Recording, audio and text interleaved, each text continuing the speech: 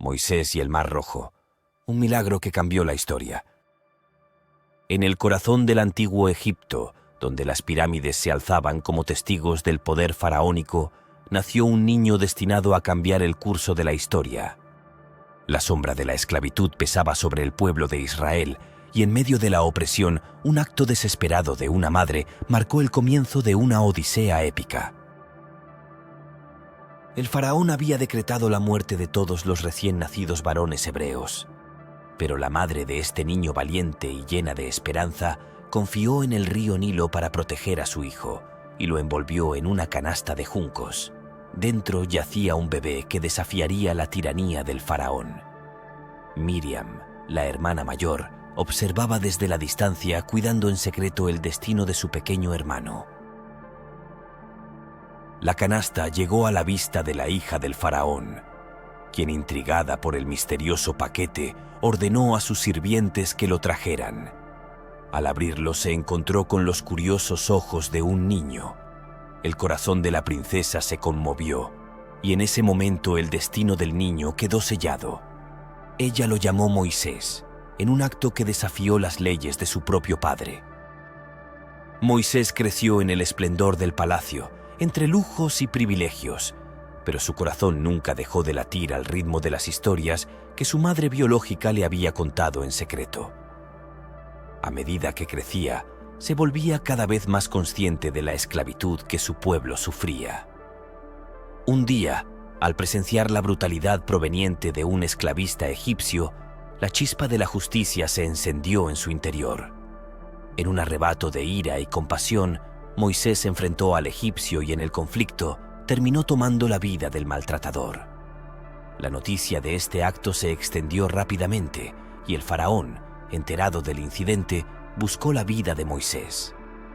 Con el peso de su acción sobre sus hombros, Moisés huyó al desierto, abandonando la opulencia del palacio por la vastedad implacable de la naturaleza.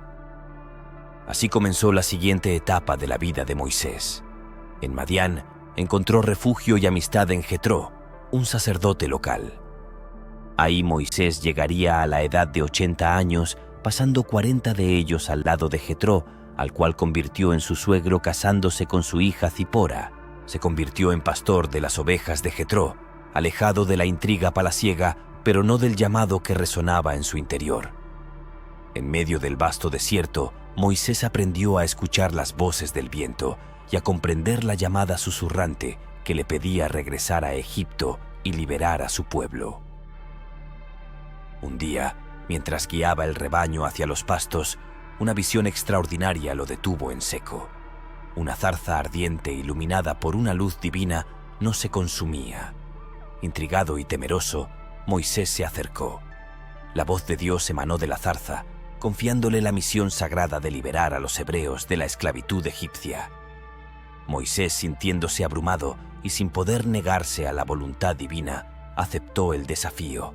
Armado con su bastón y la promesa divina, Moisés regresó a Egipto, donde la sombra del faraón se cernía como un coloso.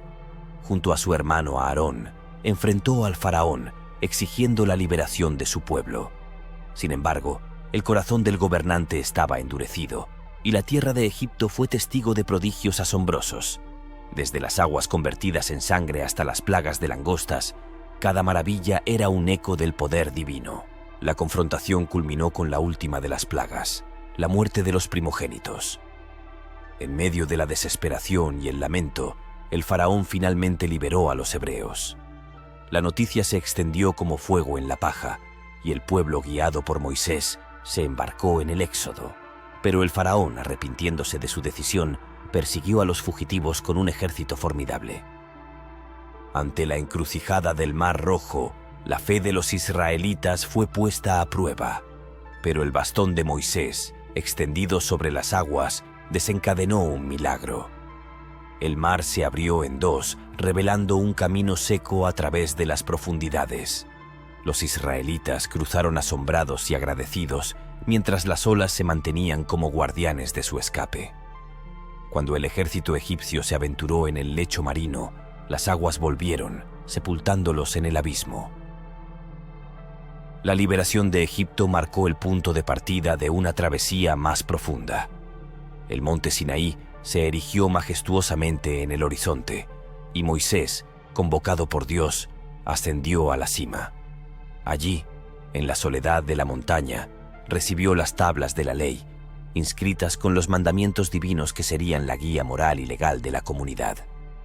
Sin embargo, mientras Moisés permanecía en comunión especial con Dios en la cima del monte, la impaciencia se apoderó del pueblo. En ausencia de Moisés, pidieron a Aarón que creara un Dios que los guiara.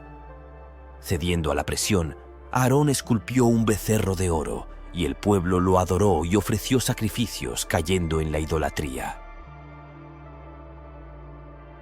A pesar de la ira divina, Dios aceptó la intercesión de Moisés y decidió no destruir al pueblo, aunque advirtió sobre las consecuencias de su pecado. Después de la apostasía y la intercesión, Dios instruyó a Moisés a tallar 2 nuevas tablas de piedra, ya que las primeras habían sido destruidas en su enojo. Moisés ascendió nuevamente al monte, donde Dios proclamó su nombre y reveló su misericordia y gracia. Renovando el pacto con Israel, Dios reiteró los mandamientos y prometió su presencia continua en medio del pueblo, señalando una segunda oportunidad para la redención y la reconciliación divina. Asimismo, Dios había entregado un diseño meticuloso para la construcción de un tabernáculo, un santuario móvil que serviría como lugar de encuentro entre Dios y su pueblo mientras vagaban por el desierto. Después de la construcción del tabernáculo, se dan instrucciones para la fabricación de 2 trompetas de plata que se utilizarán para convocar al pueblo y dirigir sus movimientos. El pueblo recibe la señal para partir del monte Sinaí hacia la tierra prometida. En el desierto, comienza a quejarse por la falta de variedad en su dieta, añorando la comida de Egipto. El pueblo llega a Cades y se enfrenta nuevamente a la escasez de agua. Moisés y Aarón acuden a Dios en busca de ayuda, y Dios les indica que hablen a la roca para que dé agua. Sin embargo, Moisés, frustrado por la queja del pueblo, golpea la roca 2 veces en lugar de hablarle. Aunque el agua fluye, Dios le reprocha a Moisés su desobediencia y decreta que él y Aarón no entrarán en la tierra prometida. A pesar de estos prodigios que sostenían la vida en su viaje, la sombra de la desconfianza persistía. La rebelión, como una tormenta que amenaza en el horizonte, arremetía contra la fe recién avivada.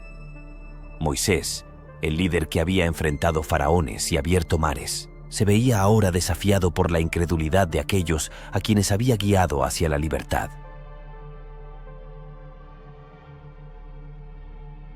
Y así la travesía continuó, una odisea que se extendía por 40 años. Cada día era una prueba de resistencia, un desafío de fe en medio de la incertidumbre. Cada amanecer traía consigo la promesa de un nuevo día, y aunque la tierra prometida parecía distante, la fe de Moisés y su pueblo no flaqueaba.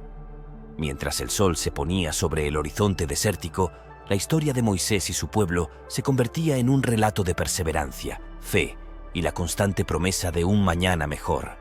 ¿Qué desafíos más aguardaban en el camino? ¿Qué revelaciones divinas aún estaban por descubrir? La travesía continuaba. El sol poniente teñía el cielo de tonos dorados mientras Moisés ascendía al monte Nebo, un lugar que se convertiría en el escenario de su final. La brisa del desierto soplaba suavemente, llevando consigo el peso de una vida marcada por la obediencia y el liderazgo. A medida que subía, el paisaje se desplegaba ante él, y al llegar a la cima, la vista era impresionante. La vastedad de la tierra prometida se extendía ante sus ojos.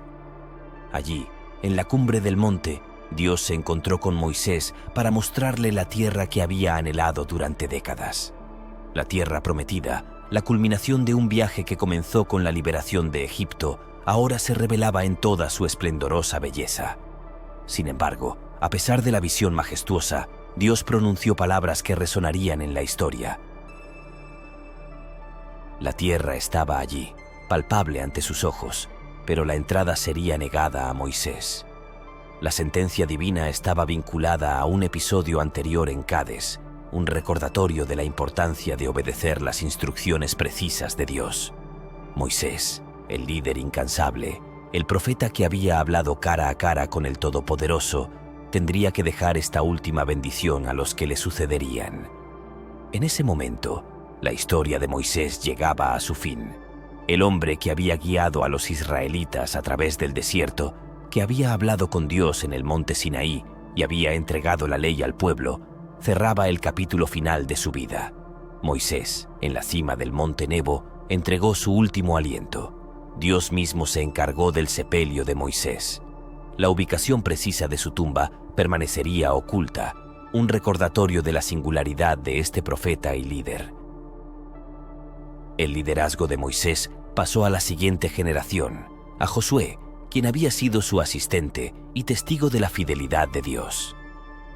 El capítulo concluye con elogios a Moisés, destacando su grandeza y la relación única que mantuvo con Dios. Aunque no entró físicamente en la tierra prometida, su legado perduró y su influencia se extendió a través de las generaciones. La transición del liderazgo a Josué marcó el comienzo de un nuevo capítulo en la historia de Israel, mientras se preparaban para entrar y poseer la tierra que Dios les había prometido. La vida de Moisés, un viaje de obediencia, desafíos y comunión con lo divino, dejó una huella imborrable en la historia sagrada.